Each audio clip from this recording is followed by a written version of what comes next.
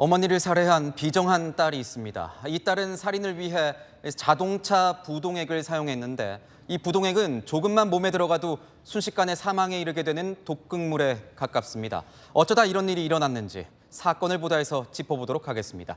자, 박자한 기자, 부동액을 몰래 먹여서 숨지게 한 겁니까? 네, 이 사건은 친딸이 친모에게 부동액을 먹인 존속 살해 사건입니다.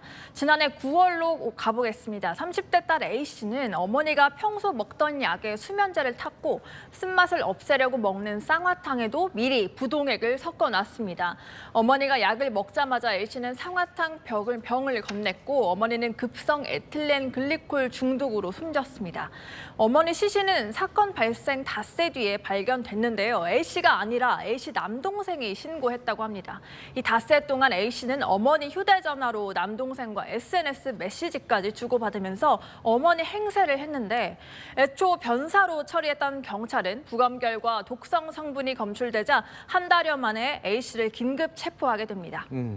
도대체 왜 이렇게 한 겁니까? 네, 이 원인은 돈이었습니다. 4년 전부터 급격하게 빚이 늘어났는데 A씨는 갚을 능력이 안 됐습니다.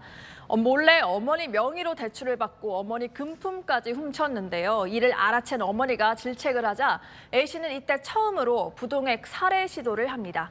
이때가 지난해 1월이었습니다.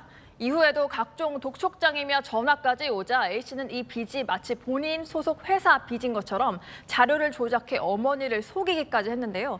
또다시 거짓말임이 탄로 나면서 어머니가 모욕적 언행까지 하자 A씨는 이날 두 번째 살해 시도를 합니다. 앞선 두 차례 모두 미수에 그쳤는데요. A씨는 어머니 입원으로 타낸 보험금도 탕진하고 맙니다. 그러니까 지금 보면 세 번째 시도 끝에 어머니가 숨진 건데 설마 사망보험금도 타갔습니까? 네, 이 딸은 어머니 장례 기간 동안 보험금 종류와 수령 여부를 알아본 건 물론이고 1차 시도 후에는 어머니 행세를 하면서 생명보험 부활까지도 신청했다고 합니다. 숨진 어머니 계좌의 돈을 본인 계좌로 이체하는 잔인함도 보였습니다.